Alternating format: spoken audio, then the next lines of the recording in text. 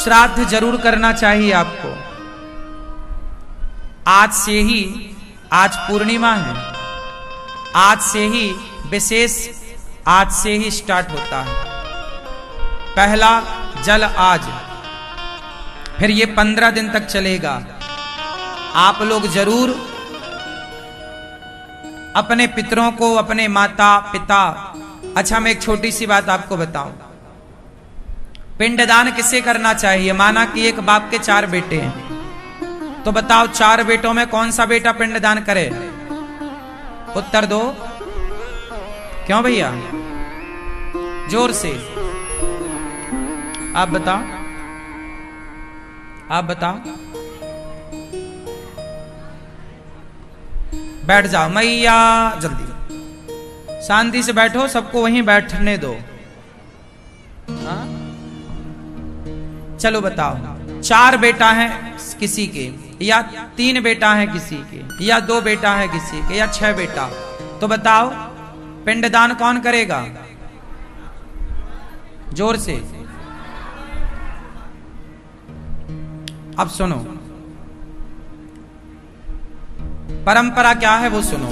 परंपरा ये है कि यदि आप चारों भाइयों का चूल्हा एक है,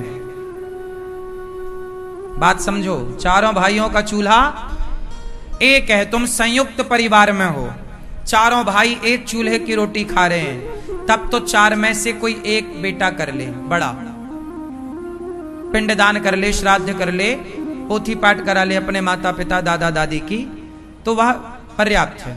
लेकिन आप चारों भाई अलग अलग रहते हैं, चारों का चूल्हा अलग है, तो तुम चारों पर ही तो माँ बाप का ऋण है, तो बड़ा ही क्यों करे? क्या छोटा, छोटे को माँ ने मालिश नहीं करी क्या? क्या छोटे को दूध नहीं पिलाया क्या? क्या मझले वाले बेटे को माँ ने तेल मालिश करके उसके पसंद का भोजन नहीं कराया क्या? फिर चारों का चूल्हा एक है तो एक करेगा बड़ा, पर चारों अलग हो, चारों की रोटी अलग अलग बनती है, चारों अपना कमाते खाते हो, सेल्फ हो, तो फिर चारों को करना चाहिए। बड़ा भी करे, मझला भी करे, संझला भी करे और छोटा भी करे। फिर सबका धर्म है कि भाई चलो बड़े ने तो कर लिया, श्राद्ध कराया, भागवत जी के पोथी पाठ कराई, वो तो कर लिया, तुमने क्या किया? बड़ा ही करे तो फिर सारी संपत्ति बड़े को देते, तुम संपत्ति भी तो लिए हो बाप की। भाई प्रॉपर्टी तो चारों में बटी है ना, बाप की संपत्ति चारों में बटी है ना, यदि 4 बेटे हैं तो फिर पिंडदान एक ही क्यों करेगा? सुनो, ये पुण्य के काम है, ये अच्छे काम है, ये जितना ज्यादा हो जाए उतना। बला मत टारो के यार तू करे या नहीं, नहीं, हमारा भी बाप है, हमारा भी तो था, हमारा भी तो ऋण है उस बाप का, माँ का, तो भाई ऋण है, चुकाओ। इसलिए आप कुछ ना कर पाओ तो अपने माता पिता को केवल एक भागवत जी ही सुना दो, भागवत जी के पोथी पाठ ही करा दो। अभी 26 तारीख से फिर भागवत जी के पोथी पाठ बैठेंगे, ताकि आपको ये श्राद्ध पक्ष में अपने माँ बाप के लिए कुछ करने का अवसर मिले। तो आप 26 सितंबर से भागवत जी के पोथी पाठ जो होंगे आप बिठाइएगा अपने माता पिता के नाम से। और सुनो, इन दिनों में क्या करना है वो आपको सुनना, और बड़ा बेटा हो या छोटा सबको करना है। संयुक्त तो हो तब कोई बात नहीं। अब ये देखो कि तुम्हारी रोटी एक चूल्हे में पकती है, 4 चूल्हे में, फिर करना क्या है वो मैं आपको बताऊं। आप कुछ विधान है, कुशा होता है, कुश, या नदियों में, तालाब में, जलाशयों में जाओ, आचार्य जी मिल जाएंगे, पंडित जी, वो तर्पण करा देंगे, श्राद्ध करा देंगे। घर पे ही आप ऐसा करो कि लोटा भर जल ले लो और अपने माता पिता के नाम से जल पितरों के लिए यहां से छोड़ा जाता है, ऐसे यहां से गिरता है पानी, है ना। तो अपने माता पिता के नाम का थोड़ा जल स्मरण कर लो माँ बाप का। यदि जैसे बाप जिंदा है ना तो वो बेटा नहीं कर सकता, यदि आपके पिताजी जिंदा हैं तो आपको नहीं करना कुछ। आपके पिताजी नहीं है, दादाजी नहीं है, तो फिर करो आप पिंडदान करो, तर्पण करो, एक थाली भोजन निकालो, है ना, भोजन बनाओ तो निकालो, एक दीपक जलाओ अपने पितरों के नाम से, 15 दिन तो जले, और एक थाली भोजन निकाल के कौआ को, कुत्ता को, चिड़िया को, चींटी को नाम ले करके, हे मेरे पितर देवता, हे मेरे पितरों, हे मेरे पूर्वजों, स्मरण करके, जैसे आज आप भागवत जी के पोथी पाठ करा रहे हैं ना, तो एक बार स्मरण करो, हे मेरे पूर्वजों, हे मेरे पितरों, हे मेरी माँ, हे मेरे पिता, मैं आपका पुत्र हूं, मैं आपकी पुत्री हूं, मैं आपके नाम से, आपके निमित्त ये शुभ कार्य कर रहा हूं, आप इसे स्वीकार कीजिए।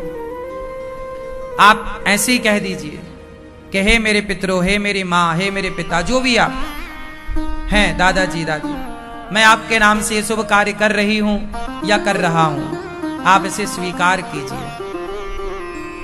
एक थाली भोजन निकाल कर दीजिए। साधु संतों को भोजन कराने की क्षमता है आपकी, तो गौरी गोपाल आश्रम में अखंड रसोई चल रही है, हजारों संत भोजन कर रहे हैं, आप भोजन करा सकते हैं संतों को। कुछ भी नहीं है, आप भोजन भी कराने लायक नहीं है, तो आप इस समय ना चारा सब जगह मिल जाता है, एक मुट्ठी चारा उखाड़ कर, काट कर, एक मुट्ठी चारा भी आपने एक गाय को खवाया।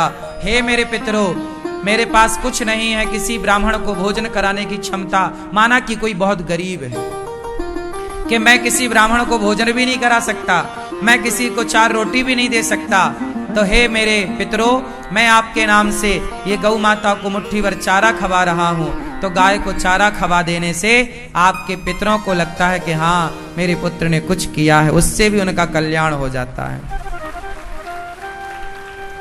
कुछ भी नहीं है, चारा भी आप नहीं खिला सकते, तो भी एक और सस्ता उपाय है, दक्षिण दिशा की तरफ मुंह करो, दक्षिण दिशा की तरफ मुंह करो, और मुख करके अपने पितरों का स्मरण करते हुए केवल उनको याद करके भगवान का नाम लेकर 5 बार श्रीमन नारायण, हे श्रीमन नारायण, मेरे पूर्वजों को सदगति दो, हे श्रीमन नारायण, मेरे पितरों का उद्धार करो, मेरे पिता का, मेरी माँ का, मेरे दादा का, मेरी दादी का, मेरी नानी, मेरे नाना, मेरे परिवार का उद्धार करो, और केवल 2 आंसू बहा दो। यदि आपने दक्षिण दिशा की ओर मुंह करके अपने पितरों का स्मरण करके केवल पितरों के नाम से 2 आंसू बहाए, तो वह 2 आंसू से भी तृप्त हो जाते हैं आपके पितर। जो आपने 5 बार भगवान नाम जपा, उस 5 बार के नाम जप का फल उन्हें प्राप्त हो जाता।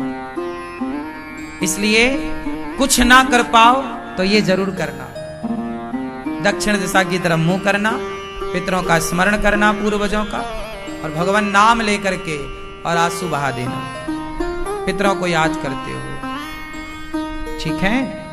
वरना आप अपने माता पिता के नाम से इन 15 दिनों में कहते हैं कि आपके पितर बस आपकी तरफ देखते हैं टुकुर टुकुर।